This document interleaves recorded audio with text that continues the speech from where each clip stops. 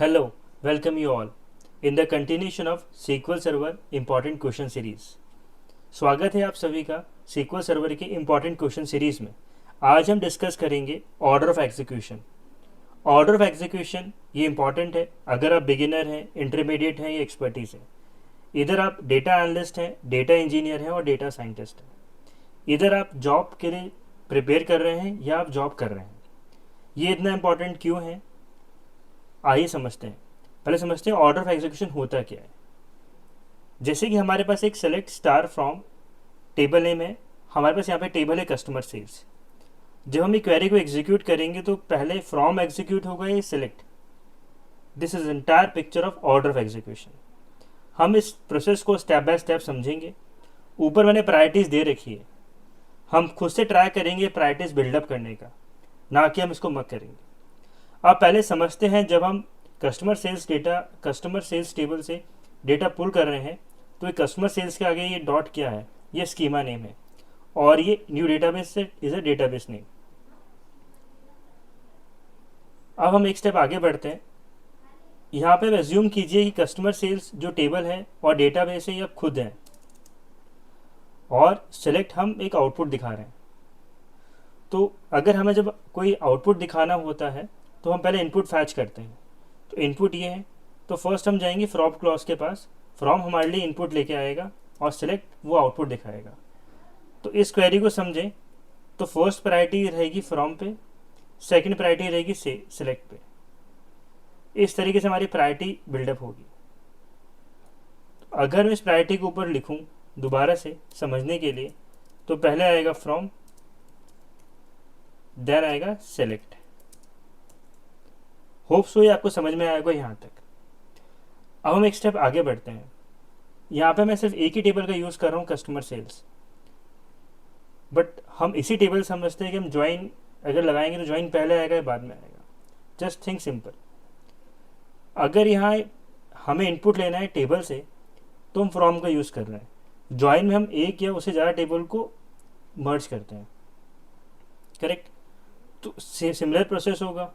तो फ्रॉम के बाद क्या आना चाहिए, ज्वाइन, क्योंकि दोनों का प्रोसेस सेम है।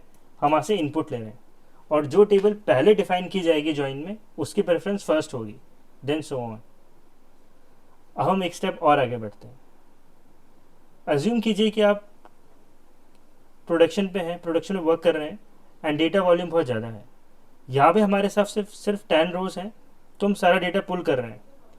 बट जब हम किसी भी कॉर्पोरेट में या प्रोडक्शन में वर्क करते हैं तो वहाँ पे डेटा मिलियंस एंड बिलियंस होता है और हम नहीं चाहते कि हम select star from table name लगा दें, हम वहाँ वेयर क्लॉज लगाते हैं। तो वेयर क्लॉज का क्या काम होता है, वेयर क्लॉज काम आती है फिल्टरिंग करने के लिए।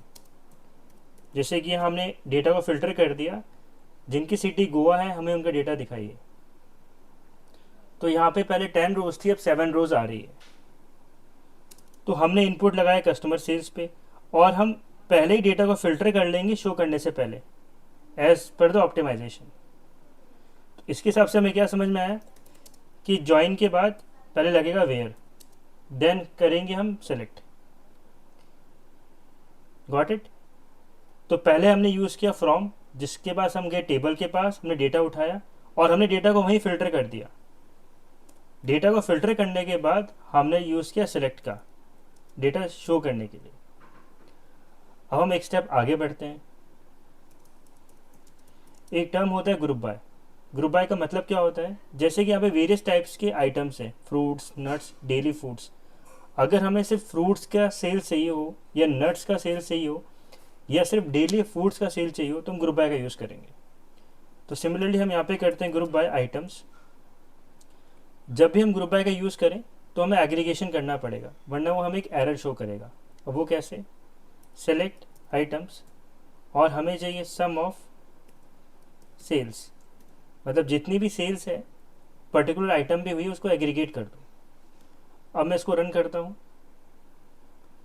इसमें हुआ क्या, जितनी डेली फूड्स की सेल्स थी और फ्रूट्स की थी, नट्स की थी, सबको एग्रीगेट कर दिया गया। तो इससे हमें क्या समझ में आया कि पहले एग्रीगेशन हो रहा है, बाद में हम शो कर रहे हैं। तो सिलेक्ट से पहले क्या चलेगा, ग्रुप बाय। सो एक बार अपन दोबारा रिवीजन करते हैं फ्रॉम स्टार्टिंग।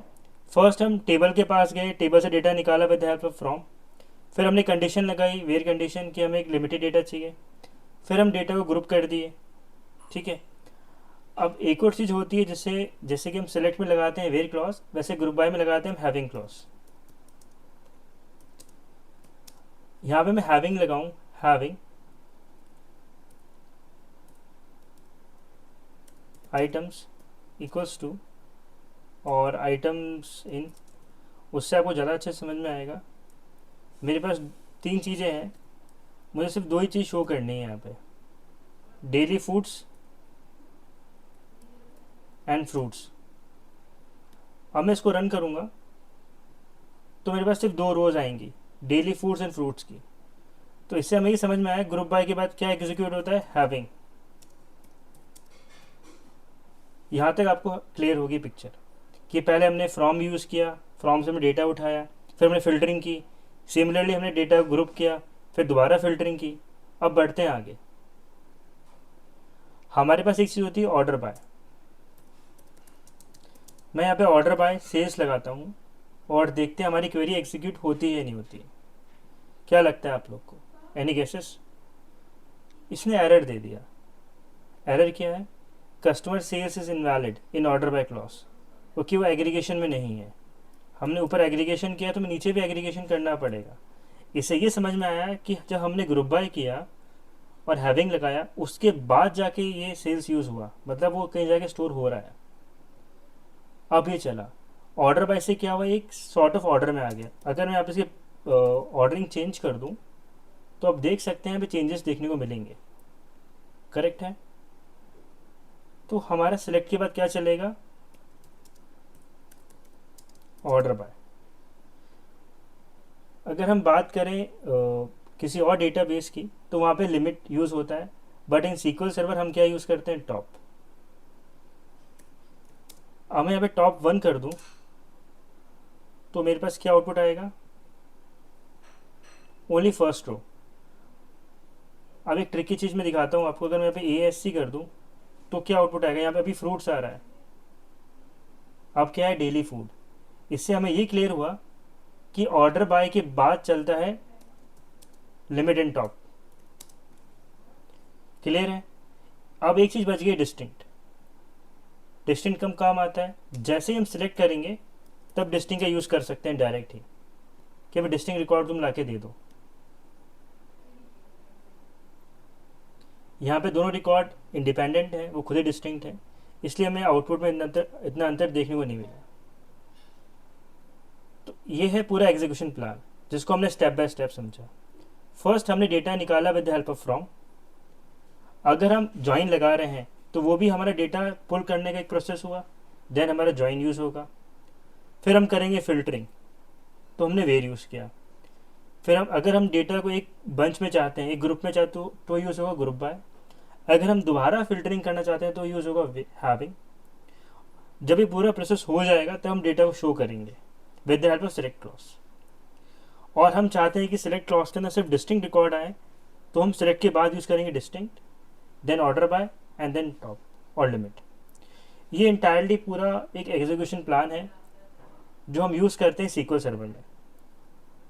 मैं उम्मीद करता हूँ कि आपको पूरा एग्जीक्यूशन प्लान समझ में आया होगा। अगर आपको कोई भी डाउट्स हैं तो आप प्लीज़ कमेंट कीजिए।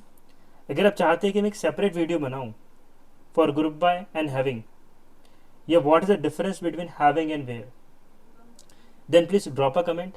I'll upload a separate video for you. Thank you for watching my video. Please like and subscribe. Thank you everyone.